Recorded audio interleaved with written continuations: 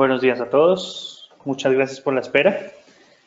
Para J. del Río es un placer tenerlos a ustedes en este webinar de reforma tributaria, ley de financiamiento, mejor conocida, ley 1943 del 2018. Mi nombre es Fabio Osorio, yo soy el gerente para Colombia en J. del Río. Durante esta sesión hablaremos de los diferentes aspectos que se presentaron en la reforma tributaria, o más bien de los principales, haciendo una breve reseña de los mismos, sin adentrarnos al mayor detalle de cada uno de los temas. No obstante, trataremos de abarcar las principales diferencias que se introdujeron o los nuevos cambios introducidos por la ley de financiamiento en Colombia. Hablando de esta reforma tributaria que fue concebida más como una ley de financiamiento, nunca como una reforma estructural como tal. El gobierno lo que hizo fue introducir esta reforma o esta ley de financiamiento con el fin de cubrir un déficit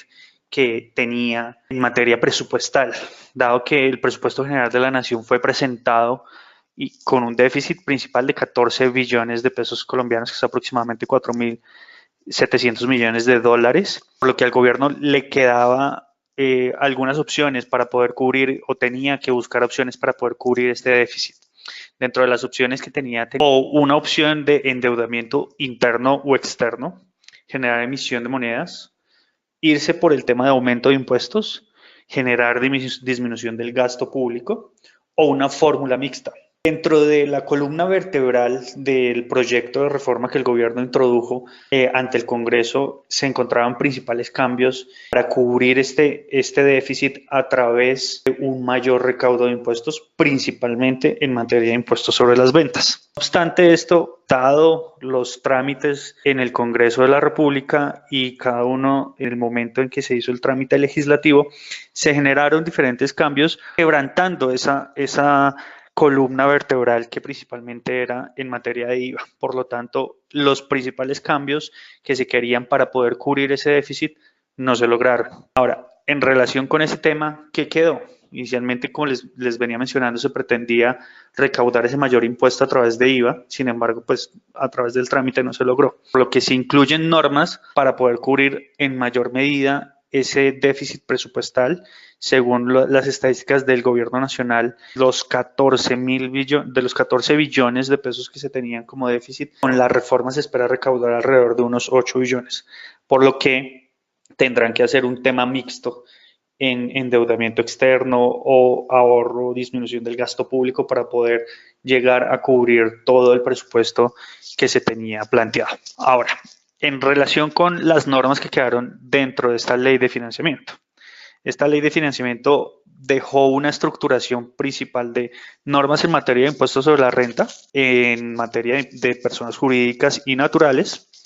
También se introdujo normas de financiamiento para poder tener un mayor recaudo, principalmente en materia de impuesto al patrimonio, normalización tributaria y dividendos. En temas de medidas también unas nuevas medidas interesantes que introdujo el gobierno con el fin de generar un mayor recaudo también son medidas antiabuso, antielusión y antidiferimiento de los impuestos, por lo que a través de estas normas se espera que se tenga un mayor recaudo, evitando pues que los contribuyentes realicen medidas que generen un menor pago de impuestos. Estas medidas adicionalmente se introdujeron medidas para reactivar la economía. Dentro de esos ustedes han escuchado un régimen simple de tributación que principalmente busca o se enfoca en aquellas entidades que devengan no más de 2.800 millones de ingresos al año. Se crea un nuevo régimen que se llama régimen de mega inversiones,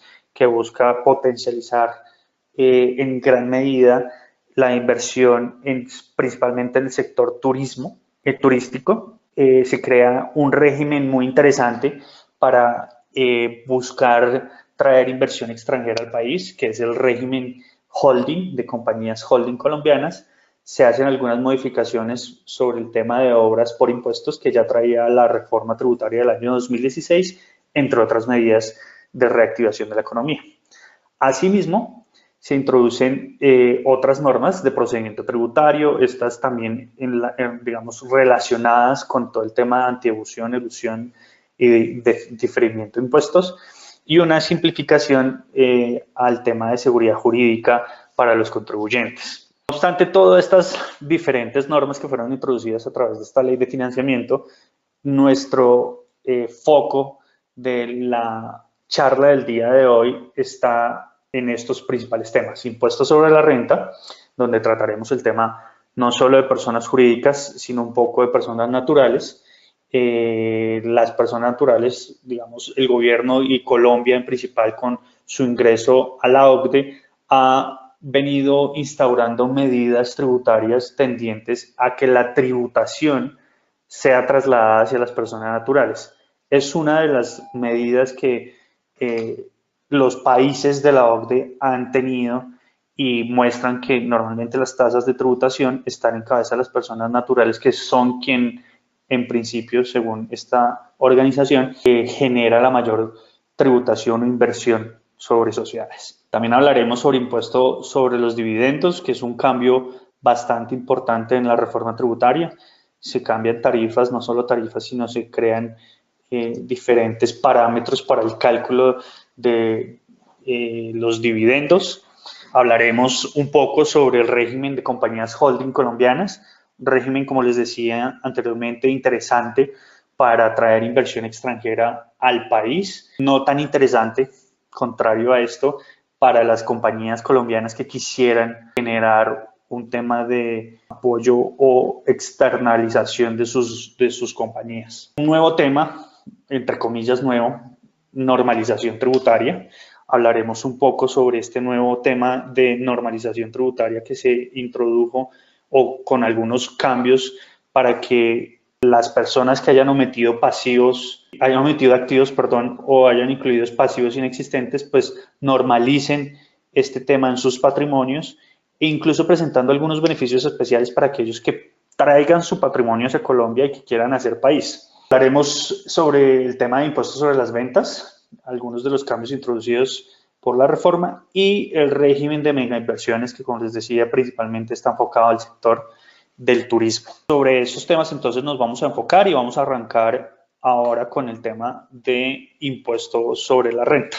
Respecto de este tema de impuestos sobre la renta, lo importante es uno de los temas más importantes y relevantes dentro de la reforma, pues trajo varias modificaciones a las tarifas. Ustedes recordarán que con la introducción del CREE hace unos 4 o 6 años aproximadamente, ya se incrementaron las tarifas de tributación en Colombia hasta llegar a unos límites de incluso el 40% en tarifas nominales. Incluso en tarifas efectivas se pudieron llegar a tarifas del 60 o más para compañías que tuvieran menos incentivos en temas tributarios. Entonces, el cambio que está representando esta ley de financiamiento para las sociedades, aun cuando hay contradictores que dicen que los impuestos no han bajado, que siguen subiendo, lo que es cierto es que en materia de impuestos sobre la renta para las personas jurídicas sí se ve una notable disminución, y va a haber una progresión, como ya lo vamos a ver, hacia el futuro, para que estas tarifas sigan bajando, generando la posibilidad de que las sociedades generen mayores rentas a tarifas de tributación más bajas. Esto, por supuesto, genera mayor competitividad en el mercado. Colombia, con estas últimas tarifas de renta que traía, pues se había convertido en uno de los países de tributación más alta en Latinoamérica, generando, por lo tanto, un desincentivo en la inversión extranjera, aun cuando Colombia ha sido uno de los países, digamos, tomados en cuenta por varios entidades o multinacionales para expandir sus negocios. No obstante, pues estas tarifas estaban dejando a Colombia fuera de la competitividad, y pues ya con estas nuevas tarifas ingresamos nuevamente al mundo de competir con los grandes países desarrollados. Como les decía, entonces las tarifas de tributación se reducen. Por el método ordinario tenemos la tarifa del 2019 disminuirá un 33%, y progresivamente hasta llegar a un 30% a partir del año 2022. Actualmente, recordemos, tenemos una tarifa del 33%, no obstante hay una sobretasa que deberán pagar las entidades en este año 2018 para las declaraciones que se están presentando ahorita en los meses de abril y mayo, sobre aquellos que obtengan ingresos superiores a 800 millones o rentas líquidas superiores a 800 millones de pesos. Un cambio bastante interesante que está trayendo esta reforma tributaria es la eliminación de la renta presuntiva.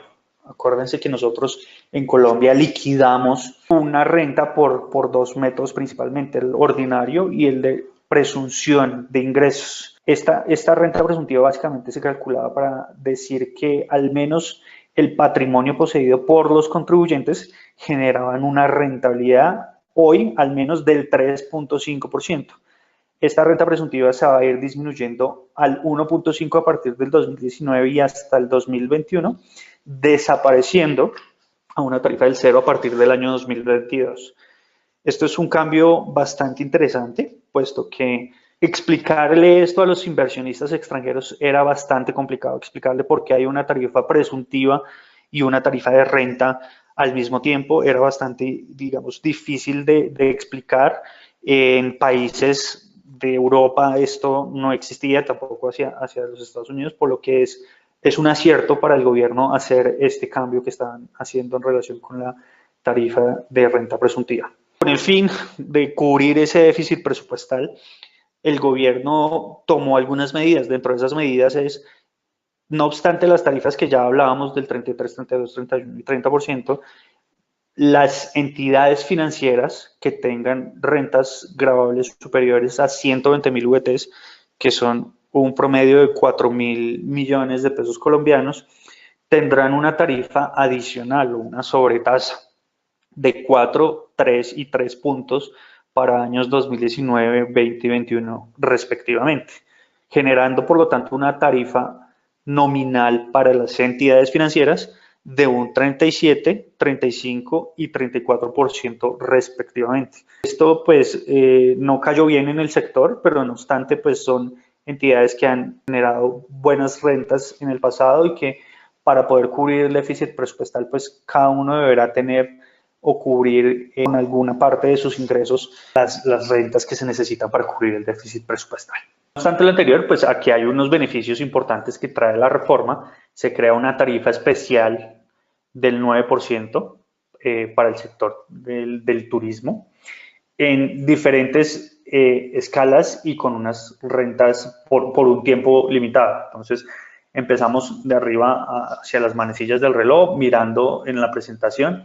Se habla de unos servicios en nuevos hoteles o que se remodelen o amplíen en municipios donde se tengan hasta 200.000 habitantes. El gobierno está intentando generar un incremento en el turismo sobre esos municipios, incluso que estuvieron en su momento incluidos dentro de todo el proceso de víctimas por la guerra que tuvo Colombia. Entonces, lo importante acá es, o lo interesante es que el gobierno está incentivando nuevamente el turismo sobre estos municipios que se tengan, o digamos, lugares donde se tengan menos de 200.000 habitantes, por lo que se tendrá un beneficio de 20, dentro de 20 años, siempre que se realice la inversión dentro de los 10 años siguientes a la emisión de la ley. También se habla de un beneficio de 10 años para los nuevos parques temáticos, de nuevos proyectos de parques de ecoturismo y agroturismo y nuevos muelles náuticos que se construyen en municipios iguales o superiores a 200.000 habitantes, 10 años. Si se hace en municipios inferiores a 200.000 habitantes, el beneficio será por 20 años, al igual que el tema de hoteles, donde se hagan hoteles o se remodelen hoteles que se tengan más de 200.000 habitantes, pues se tendrá un beneficio de una tarifa especial del 9% por 10 años. En materia de rentas exentas, se hace una remodelación a todo el tema de rentas exentas, solo se dejan rentas exentas vinculadas al artículo 235 rayados del Estatuto Tributario. Este es un nuevo artículo que incluye la ley de financiamiento y dentro de las principales rentas exentas que se tienen que como nuevas dentro de este artículo son rentas originadas en el desarrollo de industria de valor agregado tecnológico y actividades creativas, conocida como la economía naranja. El gobierno del presidente Duque, actualmente presidente de Colombia, ha querido incentivar este sector denominado economía naranja para que tengan, digamos, un crecimiento en las actividades dentro del país, por lo que está representando una renta exenta por 7 años, siempre que se cumplan los requisitos que vemos en la parte derecha de la pantalla. Básicamente son requisitos como tener una sociedad que tenga domicilio principal en Colombia, que su objeto social exclusivo sea de valor agregado tecnológico y actividades creativas, que esté constituida e inicie actividades antes del 31 de diciembre del 2021, para un listado taxativo, o hay un listado taxativo en el artículo que les menciono, de las actividades que podrán incluirse como rentas exentas. Para esto, pues las entidades que quieran acogerse a este beneficio deberán establecer un proyecto de inversión que deberá ser entregado al Comité de Economía Naranja del Ministerio de Cultura, en el cual se detallen algunos montos de cumplimiento, los cuales no podrán ser inferior a 4.400 UETs, que son aproximadamente $50.000 durante 3 años. Entonces, esto es un tema bastante llamativo para las compañías que quieran introducir dentro de este sector. También hay una nueva renta exenta que es también dentro del plan de gobierno, y es incentivar el tema del sector agropecuario, por lo que se genera una renta exenta de 10 años con un cumplimiento de unos requisitos, principalmente de administración de municipio, que se tenga un domicilio y sede principal de la administración en un municipio donde se incremente la productividad del sector agropecuario. Las actividades que están autorizadas son las que están taxativamente incluidas en la norma, que básicamente son división 1 del Código SIU, donde se establecen cuáles son los tipos de actividades económicas. También establece que deberá estar constituida y en operación la sociedad antes del 31 de diciembre del 2021 y que sus montos mínimos deberán estar en 25.000 VTs. Y que deberán tener al menos 10 empleados dentro de su operación que sean relacionados con la operación agropecuaria. No toman en consideración los directivos, sino tienen que ser directamente empleados dentro del sector agropecuario. Rentas exentas que se están modificando, que se modificaron con la reforma de la ley de financiamiento. Por el tema de rentas por aprovechamiento de plantaciones forestales, incluyen las plantaciones de caucho, maraño y árboles en producción de frutos. Rentas por venta de energía eléctrica en fuentes no convencionales. El cambio implica eliminar la remisión que se existía antes sobre el protocolo de Kioto, que corresponde a vender certificados de emisión de dióxido de carbono en los términos del protocolo. Ahora es a partir desde el 2017 y por 15 años. El tema de los requisitos, principalmente para el tema de generación de energía, es eólica, biomasa y residuos agrícolas, solares o geotérmica o de los mares. Tienen que cumplir con tramitar y obtener los certificados de emisión de dióxido de carbono con la reglamentación, y al menos el 50% de los recursos obtenidos por la venta de tales certificados sean invertidos en obras de beneficio social en la región donde se opera el generador. El gobierno quiere intentar mejorar todas las zonas donde hubo guerra para poder generar mayor dinamismo en la economía. Otras rentas exentas quedan incluidas también las rentas de vivienda de interés social prioritario, transporte fluvial con embarcaciones y planchones de bajo calado por 15 años, las creaciones literarias de la economía naranja, el rendimiento de generadores por reservas de estabilización de fondos de pensiones y cesantías, entre otros. Eso en relación con las rentas exentas. Un tema importante que abarcaremos, o que es importante tener acá, es que este artículo que introdujo todo el tema de rentas exentas mencionó que únicamente las rentas exentas que podrán tomarse serán las que están taxativamente incluidas en la norma, sin perjuicio de las rentas exentas de las personas naturales. Entonces, a partir de ahora, y no obstante algunas otras rentas exentas que queden dentro de alguna norma del estatuto o fuera de ella, pues habrá que revisar si hay una derogación de esas rentas exentas o si podrá continuarse con la aplicación. Materias de deducciones y descuentos. En materias de deducciones y descuentos, aquí hay 3 temas importantes: subcapitalización, deducción de impuestos y pagos por educación a empleados y su grupo familiar. El primero es un gran cambio y aproximación al tema de tributación internacional que se tiene acercándose a los lineamientos de la OCDE.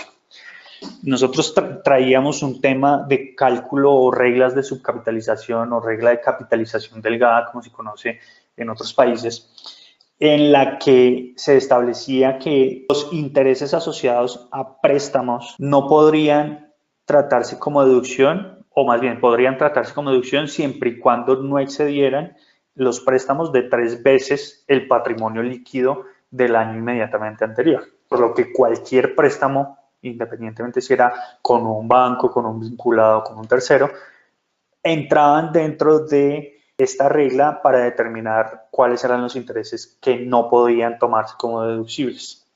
El cambio que trae la ley de financiamiento en relación con esta norma es básicamente establecer que los límites aplicarán únicamente con deudas contraídas de forma directa o indirecta con partes vinculadas, por lo que ya se podrán tener, o más bien las deducciones que se tengan, los intereses que se devenguen producto de préstamos que se tengan con bancos, ya no harán parte del cálculo de subcapitalización y podrán tratarse como deducción siempre que tengan relación de causalidad con las rentas de la compañía, sin límite alguno. Otro de los cambios importantes era, les mencionaba que la regla anterior mencionaba un cálculo 3-1 con el patrimonio líquido del periodo anterior versus los préstamos que se poseían. La reforma cambia este dígito a 2-1, el patrimonio versus las deudas. Entonces, si bien se excluyen las deudas con bancos o terceros, lo que es cierto es que también se baja este índice de 2-1. Entonces habrá que tener en cuenta todo este tema. El tema de subcapitalización pues no es aplicable como ya se venía tratando para entidades vigiladas por la superfinanciera, ni tampoco es aplicada en proyectos de financiación de infraestructura de transporte o servicios públicos que tengan que sean entidades de propósito especial. En materia de deducción de impuestos hay un cambio bastante interesante. Se deja taxativamente que todos los impuestos, tasas y contribuciones son deducibles al 100% del impuesto sobre la renta y se trae una regla especial en materia de impuesto de industria y comercio permitiendo a los contribuyentes tratar como descuento en el impuesto sobre la renta el 50% del ICA pagado en el año gravable. Entonces, recordemos que hasta el 2018 las reglas de deducibilidad de impuesto se decía que eran deducibles los impuestos causados y que se hayan pagado antes de la presentación de la declaración de renta. Eran deducibles. Hoy en día se permite el descuento en materia de impuestos sobre de industria y comercio frente al impuesto sobre la renta, por lo que habrá que determinarse si es más beneficioso para aquellas compañías, por ejemplo, que tienen una renta importante, tomar como descuento el ICA en lugar de tomarlo como deducción. En temas de pagos a educación por empleados, se abre una puerta para que los pagos que hagan las entidades a sus empleados para programas de becas de estudios o de crédito puedan ser usados como deducción en el impuesto sobre la renta. Estos pagos también serán considerados ingresos, no serán considerados ingresos para el trabajador, perdón, y pues hay un tema importante que habrá que esperar, así como en varios temas que vamos a estar viendo, reglamentación por parte del gobierno nacional, porque como bien sabido, toda ley viene con algunos vacíos que son necesarios revisar o que sean reglamentados por el gobierno nacional. Hasta aquí entonces en tema de deducciones y descuentos en temas especiales.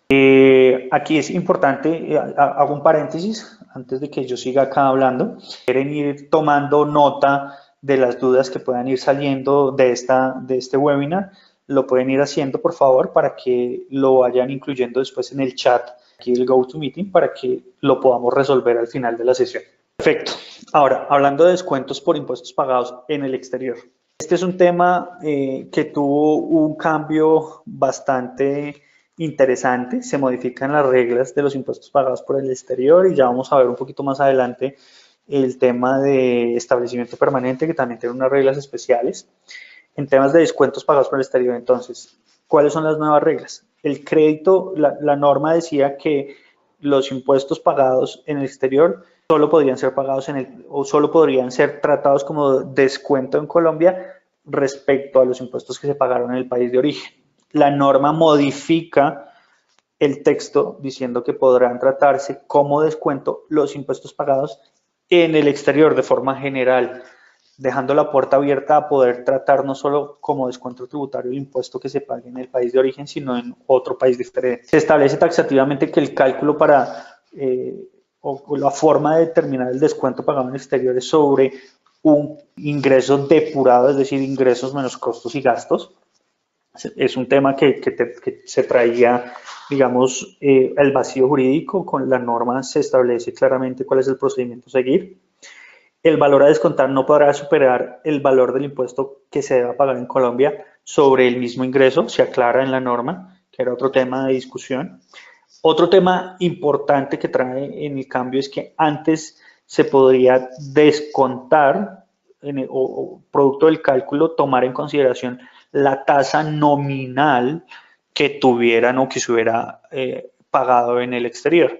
Con el cambio de la reforma, con esta ley de financiamiento, se introduce que ahora se podrá descontar, pero con base en la tarifa efectiva que se haya tributado en el exterior. Entonces es importante tener en cuenta esto, pues, puesto que ya no será la nominal, ya no va a ser la nominal, por ejemplo, acá en Colombia es del 33, no va a ser la nominal del 33, sino la efectiva que se pague, que puede ser más o menos de esa tarifa. Se establece que será el porcentaje luego de dividir el impuesto efectivamente pagado. Se debe emitir un certificado por el revisor fiscal. Se establece también la posibilidad de tener un carry forward o poder usar ese descuento por impuestos pagados en el exterior en el año en que se pague o en los años subsiguientes sin límite de tiempo. Antes se tenía un límite de tiempo. Se establecen reglas aplicables al régimen S. El régimen S es el régimen de entidades controladas del exterior, como recordarán. También es una regla especial para descuentos por impuestos pagados en el exterior. Cambios en reglas de enajenación de activos. Esto es un tema importante. El artículo 90 del Estatuto Tributario fue modificado. Ahora pues trae unas reglas especiales. Entre esas, pues en temas de inmuebles principalmente se habla que no se aceptará un valor inferior al costo al avalúo ni del avalúo ni del autoavalúo. Recordemos que anteriormente se realizaban pactos privados entre las partes sin que quedara una escritura pública y se pactaba por privado que el bien la venta iba a ser por 500 millones, pero la escritura iba a quedar únicamente por 200 millones de pesos. Esta es una de las normas para evitar digamos, el abuso en la normativa colombiana y para generar pues claramente un mayor recaudo. En los casos en que no exista una lista de precios, bases de datos, en que exista bases de datos y ofertas de cualquier otro mecanismo, pues deberá tomarse en cuenta esos precios que se establezcan. Las reglas que se establecen antes, se hablaba de un tema de un 25% en reglas aplicables por enajenación que no podían diferir del valor de mercado. Cuando se hablaba de valor de mercado decíamos que la venta de activos que difirieran notoriamente del precio de mercado y se establecía que era aproximadamente un 25%, esta norma lo baja a un 15%. Hace lo mismo para el tema de precios de venta en venta de acciones y se establece que el valor mínimo será de un 30% del valor intrínseco que se tenga sobre ese monto. Anteriormente era de un 15%. Dentro de otras normas especiales que se introdujeron está el tema, y este es un tema completamente nuevo en Colombia, ventas indirectas como nuevo hecho generador del impuesto sobre la renta. Y aquí vamos a hablar de diferentes aspectos que deberían considerarse y de nuevo de un término que si bien se usaba anteriormente va a cobrar bastante relevancia, que es el de activos subyacentes. Me va a permitir leer un poco este slide para poderles explicar y ya ahorita en un ejemplo les hago un ejercicio muy práctico rápido en relación de la aplicación de esta norma. Dice que cualquier enajenación indirecta de activos localizados en el país estarán grabados con el impuesto sobre la renta teniendo en cuenta las siguientes reglas. Lo que busca esta norma es básicamente establecer una venta o grabar las ventas indirectas como si se hubieran hecho de manera directa en Colombia. Entonces, habla que la enajenación de acciones o derechos de entidades del exterior que tengan por efecto la transferencia de cualquier clase de activos localizados en Colombia estará grabada como si la enajenación fuera de manera directa, que era lo que les mencionaba. El costo fiscal será el que tenga el tenedor del activo como si lo hubiera enajenado en Colombia, y el precio de venta debe corresponder al valor comercial de acuerdo con lo establecido en el estatuto tributario. La tributación será por ganancia ocasional si el propietario directo de los activos localizados ha tenido permanencia por más de 2 años de dicho activo, o por renta ordinaria si es menor a dicho tiempo. Este artículo no aplicará cuando las acciones o derechos que se enajenen se encuentren inscritos en bolsa de valores y cuando las acciones se encuentren concentradas en un mismo beneficiario por menos de un 20%. En caso de incumplimiento por parte del vendedor, habrá una responsabilidad solidaria por parte de la entidad colombiana con el fin de poder recaudar ese impuesto generado. Y el vendedor que enajene indirectamente el activo es quien deberá cumplir su obligación en Colombia respecto al impuesto. En esta gráfica muestro básicamente, resumo básicamente lo que les mencionaba anteriormente. Ustedes ven en la parte izquierda el vendedor, en la parte derecha el comprador, ambas entidades extranjeras. Debajo del vendedor se encuentra una entidad nacional que pasará a ser propietaria el comprador cuando haga la adquisición de las acciones. Entonces, aquí lo que hay es una venta indirecta, es decir, el vendedor entrega el 100% de sus acciones que posee la entidad colombiana al comprador en el exterior. Hasta el año pasado, esa venta, por corresponder a una fuente extranjera, no estaba grabada y no tenía ningún efecto tributario en Colombia. Con esta nueva norma se evita que se hagan ventas indirectas a través de sociedades extranjeras sin que tengan efecto en Colombia. Entonces, lo que busca la norma es determinar cuál sería el efecto de si se hubiera vendido directamente la entidad nacional. Como no se vendió de manera directa la entidad nacional, sino la entidad del exterior, pues ahí es cuando se toma en consideración el costo fiscal de las acciones que tiene la entidad nacional y será el costo que deberá tener el comprador, y ese será el monto para considerar para propósitos de la operación. Como ven, el activo subyacente, cuando se habla de activo subyacente, pues es el activo que está localizado en territorio colombiano. Establecimientos permanentes. En temas de establecimientos permanentes también se hicieron algunos cambios importantes alineando las reglas a la tributación internacional. Principalmente se introdujo que los establecimientos permanentes estarán sujetos al impuesto sobre la renta sobre los ingresos de fuente nacional y de fuente extranjera que les sean atribuibles al establecimiento permanente. Hasta antes de esta reforma, recuerden que únicamente los establecimientos permanentes tributaban por rentas de fuente nacional, más no rentas de fuente extranjera. Entonces, la reforma trae un cambio bastante importante frente a este tema. ¿Podrán acreditar en Colombia los impuestos pagados en el exterior sobre las rentas atribuibles? Aquí hay un interrogante, pareciera que sí, pero la norma, digamos, no es clara en el artículo 254 de si es o no aplicable. Continúan con la obligación de presentar el estudio de atribución de rentas. Recuerden que el establecimiento permanente tendrá una obligación de presentar o de preparar un estudio de atribución de rentas con base en los riesgos, activos, pasivos, ingresos, costos y gastos relacionados con la operación que tengan en Colombia. Ahora la tributación de los establecimientos permanentes con este cambio pues se asimila un poco más a las entidades nacionales, no obstante digamos, la diferencia de criterios que se puede presentar en relación con si se puede acreditar el impuesto pagado en el exterior o no. Acá hay un tema también importante y es el tema de los intereses que tengan los establecimientos permanentes, que sean atribuidos a los establecimientos permanentes, serán deducibles siempre que estén sometidos a retención a la fuente.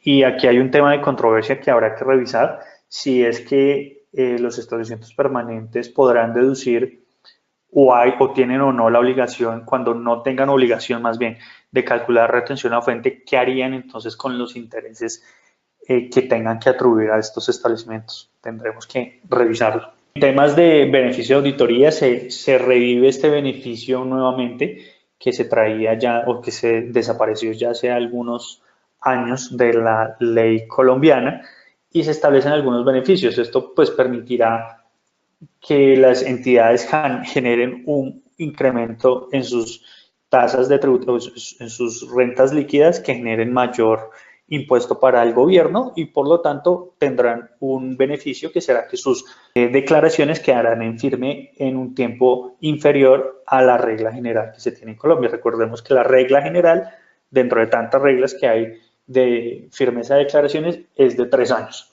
Por lo que el beneficio establece que para los años 2019 y 2020, únicamente 2 años, aquellos que incrementen su impuesto de renta en por lo menos un 30%, su firmeza será en 6 meses. Y quienes incrementen en por lo menos un 20%, quedarán en firme en 12 meses sus declaraciones. Claramente cambia un tiempo sustancial. Aquí es importante mencionar que cuando se presenten cuando se genere saldo a favor del impuesto sobre la renta, pues el saldo a favor tendrá que solicitarse en el mismo tiempo que se tiene de firmeza de la declaración. También es importante que tengan en cuenta que es un tema de discusión que ya está completamente saldado y es que la firmeza de las declaraciones de retención y de IVA no se modifican con la firmeza especial que tendrá la declaración de renta, por lo que estas dos declaraciones de retención en la frente y de IVA se irán por la regla general del impuesto, de estos impuestos en tema de firmezas. En temas de retención a la frente por pagos al exterior, se hacen unas modificaciones principales, se aumentan las tarifas en algunos, se disminuyen en otros, se establece una tarifa general del 20% para pagos por concepto de intereses, regalías, honorarios, arrendamientos, compensaciones por servicios personales o explotación de toda especie de propiedad industrial o del know-how. También se genera un tema para temas de servicios técnicos de asistencia técnica, pasa del 15 al 20. Servicios de administración y dirección, que se tenía una tarifa especial del 15%, sube nuevamente al 33%. El tema de explotación de programas de computador, que se tenía una tarifa neta de 26.4, que era el 33% sobre el 80% del monto cobrado, pasa a una tarifa del 20%, por lo que esta sí está disminuyendo frente a las otras que están aumentando. Se mantiene la tarifa general para países no cooperantes o de baja o nula tributación. En temas de ingresos que no se consideran de fuente nacional, se hicieron algunos cambios con el artículo 74 de la reforma. Algunos de los aspectos modificados que se incluyeron es la definición de créditos a corto plazo originados en la importación de mercancías y servicios sobre giros bancarios. Se establece un máximo de tiempo para entender que es un corto plazo, en este caso es de 6 meses, antes no se decía nada, la norma dejaba abierto el tema y algunas normas aclaraban en decretos reglamentarios para ciertos casos. Ahora se deja taxativamente en la ley que será de 6 meses. Se incluye también el término de servicios en términos de reconocimiento de ingresos de fuente nacional. Se mantienen los créditos obtenidos en el exterior por Bancoldex, Finagro y Fintelter, los créditos por operaciones de comercio exterior, servicios técnicos, reparación de mantenimiento y para empresas residentes en Colombia son rentas de fuente extranjera, las provenientes de transporte aéreo o marítimo internacional. Adicional, los créditos que se obtengan de no residentes en moneda legal, entre otros por Bancoldex, Finagro y Fintelter. Se incluye el tema de dividendos y prima en colocación de acciones distribuidos por clientes, que ya lo vamos a ver ahorita más adelante en temas de holding. Y se habla de la renta por enajenación o transmisión de acciones de la holding por parte de un no residente, que tampoco será considerado como ingreso de fuente nacional, sino un ingreso de fuente extranjera, por lo que no estará grabado en Colombia. Se eliminan los créditos que se obtengan en el exterior por corporaciones financieras y las compañías de financiamiento comercial, ingresos derivados de servicios de adiestramiento de personal prestados en el exterior a entidades del sector público.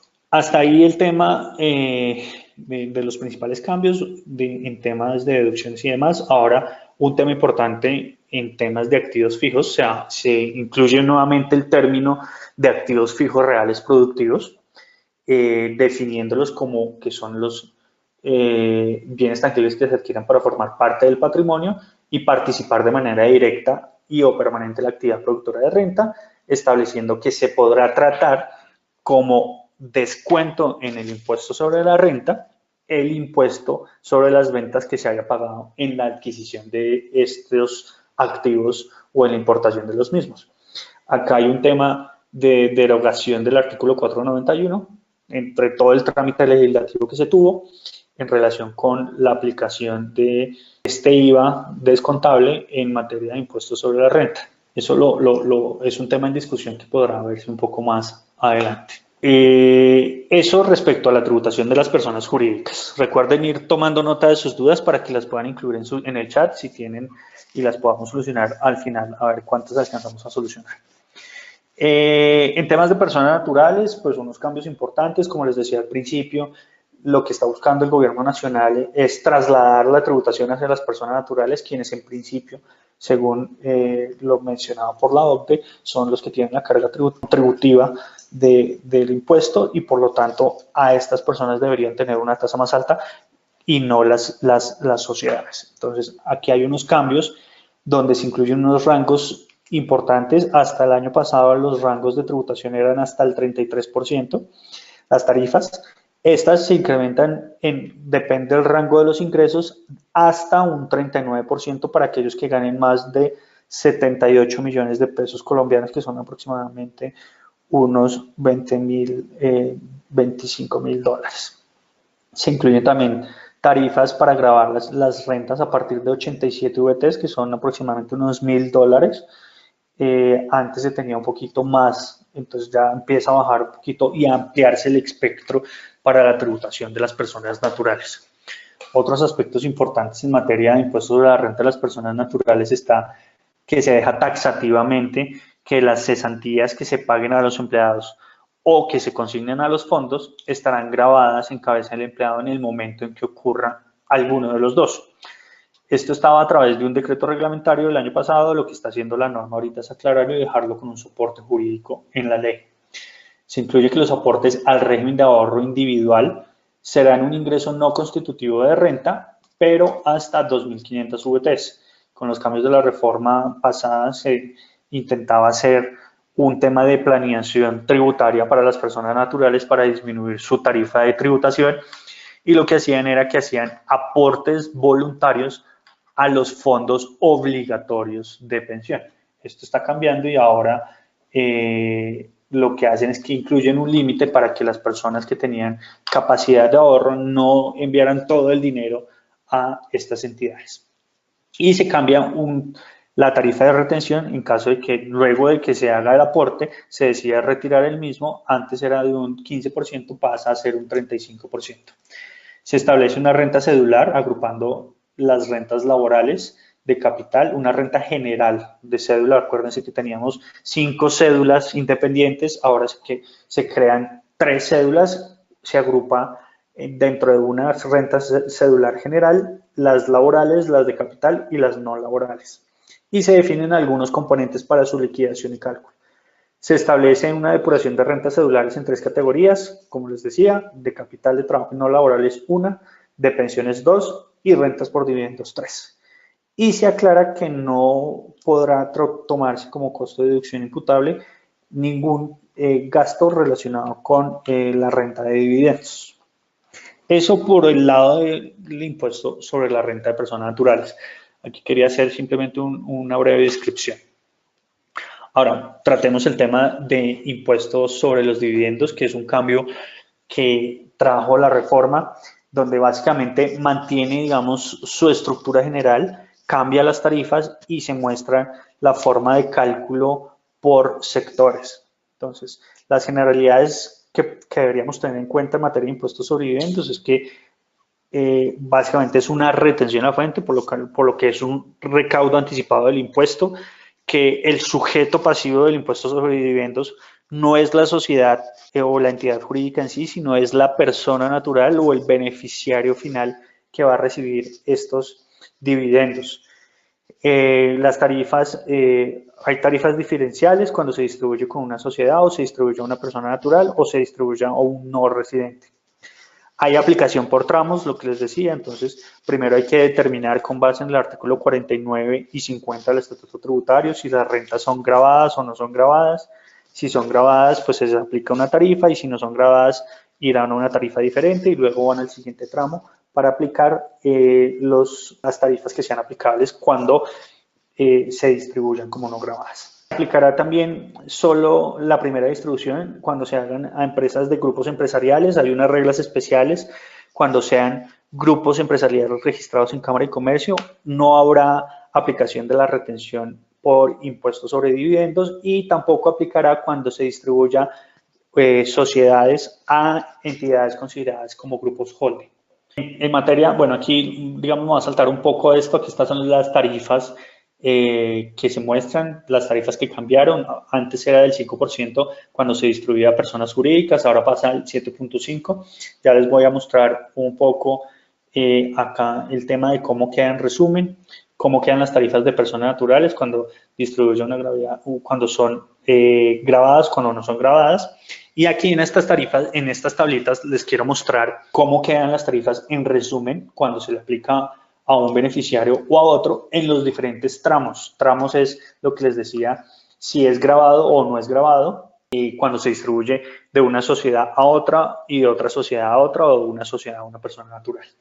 Aquí están, digamos, las diferentes aplicaciones. En el primer tramo, como ven, si es no grabado, pues no aplica retención a fuente. En el primer tramo, dos cuadritos al lado, si fuera grabado, aplicaría la tarifa del 33% para el año 2019, como ven. En el segundo tramo, si fuera no grabado, pues aplican las tarifas del 0 al 15% y del 7.5% para personas jurídicas, entidades financieras, establecimientos permanentes y demás. Eso es una primera distribución. Primera distribución me refiero cuando en una cadena de estructuras corporativas hay diferentes entidades dentro de la estructura. Entonces, cuando hay una primera distribución de la entidad de más abajo hacia la más arriba, es esta aplicación, el primer tramo. Y luego una segunda distribución, que será estas tarifas que les muestro en este segundo slide. Como para hacerlo un poco más gráfico y dinámico. Aquí es donde les hablaba del primer tramo y del segundo tramo. Accionistas, beneficiario final es el que está arriba, que en este caso es una persona natural, y arrancamos hacia abajo. La sociedad 1 le distribuye a la sociedad 2.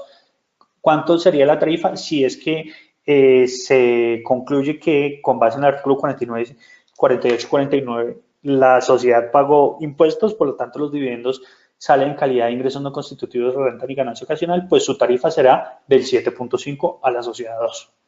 Cuando llegan a la sociedad 2, estos dividendos, pues la sociedad 2 lo distribuirá a su accionista o beneficiario final.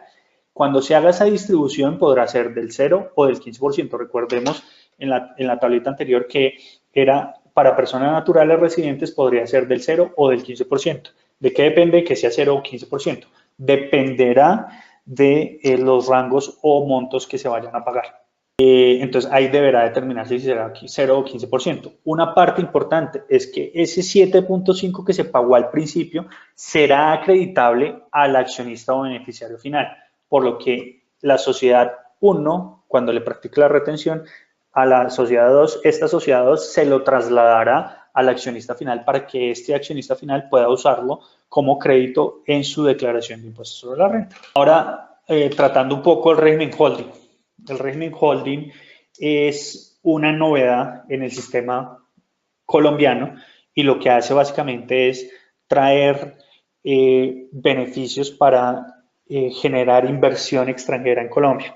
Lo que hace básicamente son traer nuevos beneficios para que las sociedades extranjeras puedan participar. No obstante, las sociedades nacionales también pueden ser. ¿Qué sería una sociedad holding? Son sociedades nacionales que tengan como actividad principal la tenencia de valores. Este régimen en Colombia se asimila mucho al régimen EBBE de España, que está en la regulación española, que también básicamente es un régimen de compañías holding.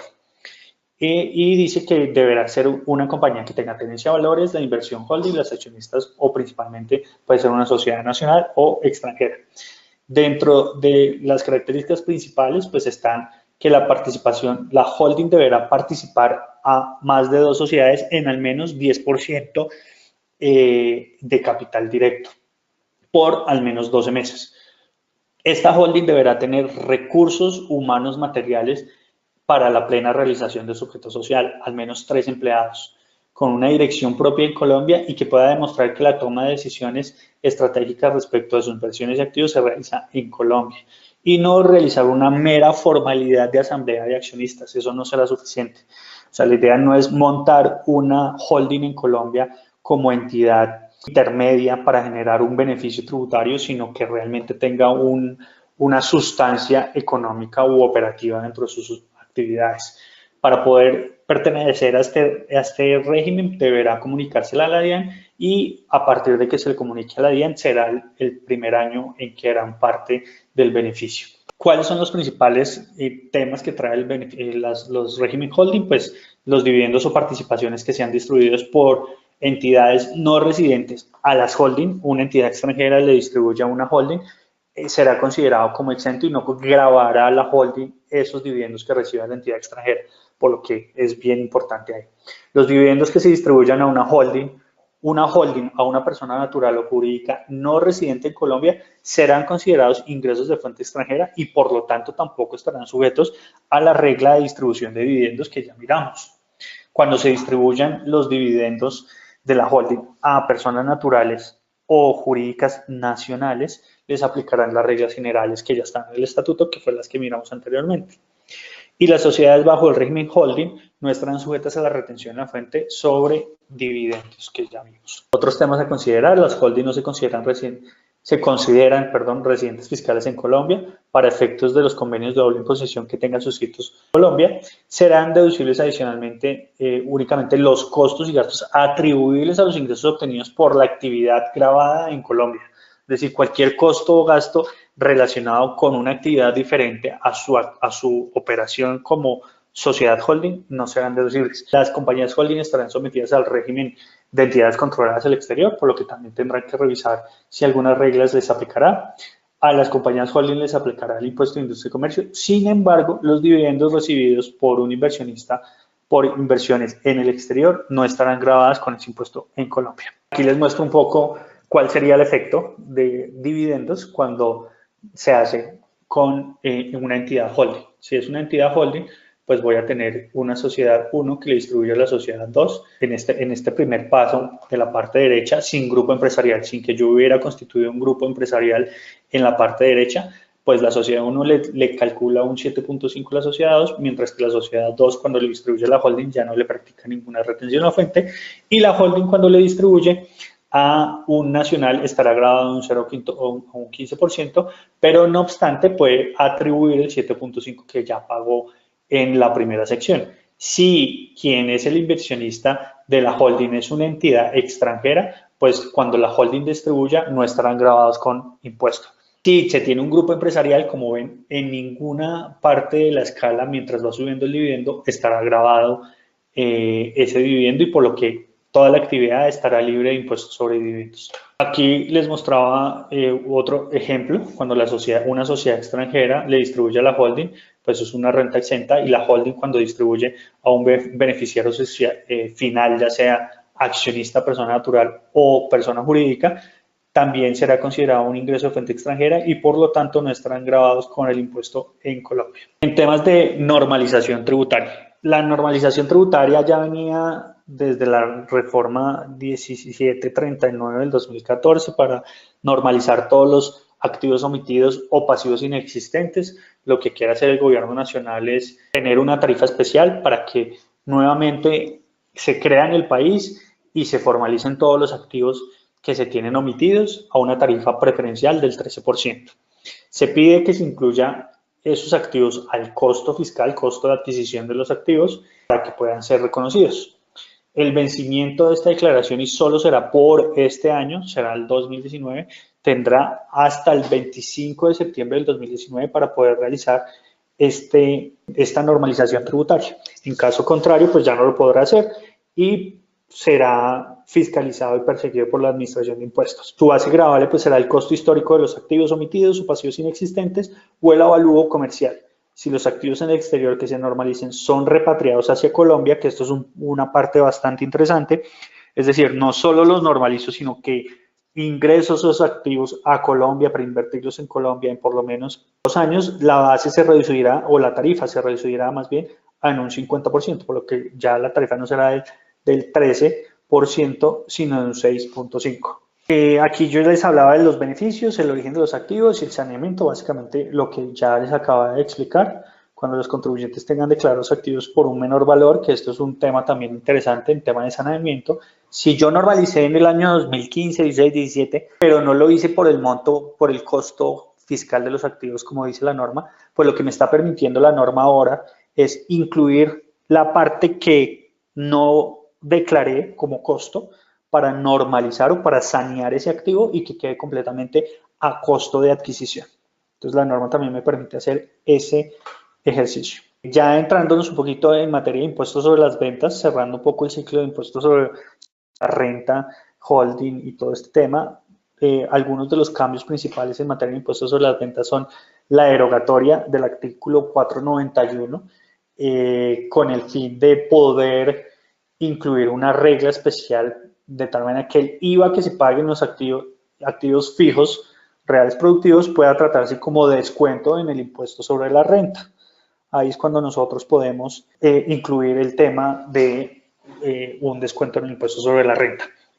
Aquí rápidamente bienes y servicios que se excluyeron. Aquí van a ver cuáles son los bienes que se excluyeron. Básicamente el tema de bienes inmuebles, tratamientos de belleza estética, se graban a partir del año 2019, antes estaban excluidos, y los vehículos automotores de transporte público pasan a ser de pasajeros. Ya me extendí un poco, voy a ir un poquito más rápido aquí en estos slides finales para poder abarcar algunas de las preguntas que puedan tener. Entonces, en temas de impuestos de las ventas, vuelve el tema de restaurantes de franquicias.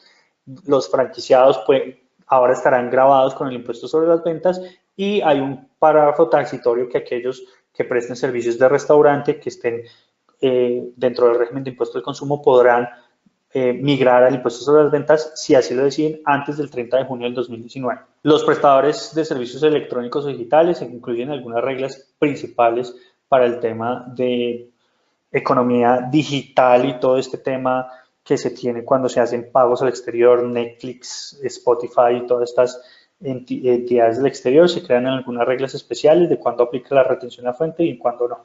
Descuentos por IVA pagado en activos fijos reales productivos, lo que ya hablamos, básicamente el error del artículo 491 que se incluyó. Otras consideraciones, desaparece por completo la palabra régimen simplificado, régimen común. A partir de ahora solo habrá aquellos que sean responsables del impuesto y los que no sean responsables del impuesto a las ventas. Por último, el tema de mega inversiones, que se incluye básicamente una tarifa especial del 27% versus un 9% para activos o para hoteles. Se tiene algunas reglas especiales para que se puedan incluir dentro del régimen de mega inversiones y se tienen aquí los requisitos que tiene que ser una inversión de 332 mil millones, 32 mil millones de dólares aproximadamente y debe tener al menos 250 empleados y se establece un nuevo régimen de contratos de estabilidad jurídica para asegurar que los que hagan estas mega inversiones puedan estar cubiertos por lo menos por el término de su inversión. Creo que ya me pasé un poco, entonces dudas que puedan tener, por favor escribirlas en el chat, a ver si podemos resolver algunas de estas. Bueno, algunas de las preguntas que formularon en relación con algunos temas que ya fuimos discutiendo, nos preguntan en temas de enajenaciones indirectas.